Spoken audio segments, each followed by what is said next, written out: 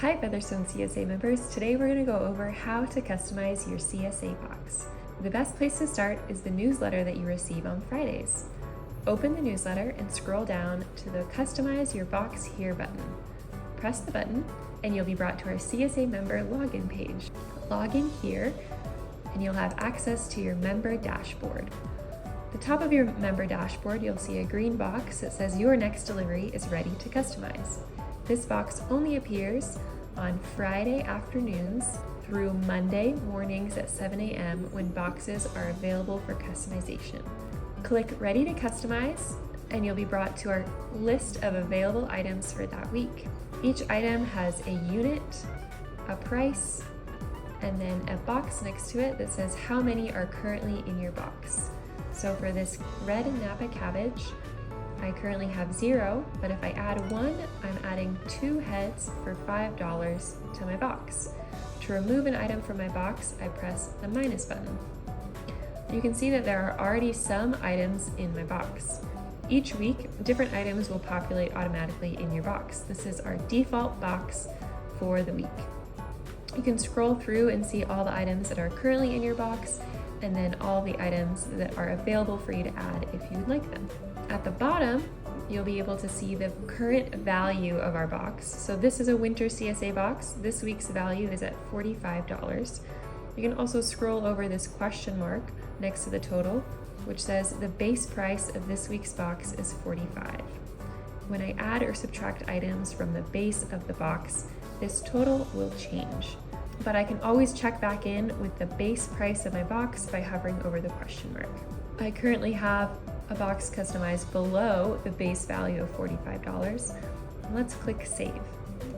Each week we'll have a box minimum. Because I'm below the box minimum, my box did not save. I have to go back in and add items until I'm above that box minimum. Then I'll be able to save my changes.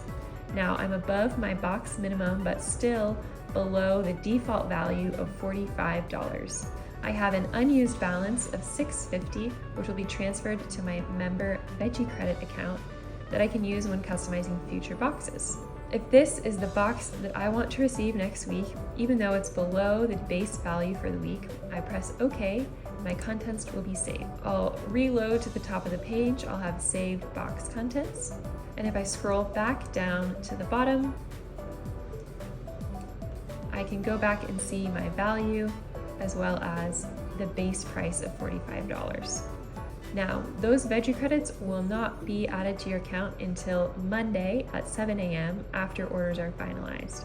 That means if I decide I want to make changes to my box, I can go back in and make those changes without worrying about if I've already gone above or below the value of my box. Now, if I add items above the value of my box, you'll see this total number change. This total is the difference above the base value of the box. So I'm now $6 above the base value of $45. When I save these changes, a green pop-up appears that says I have $10 of veggie credits. If I scroll down to the bottom, I now have a line that says paid from veggie credits. I can hover over here and see my current balance is $10 on my veggie credits from a previous week. This means I'm paying $0 even though I customize my box above the base value for the week. I have $10 left in my current balance, which I can see by hovering over this question mark.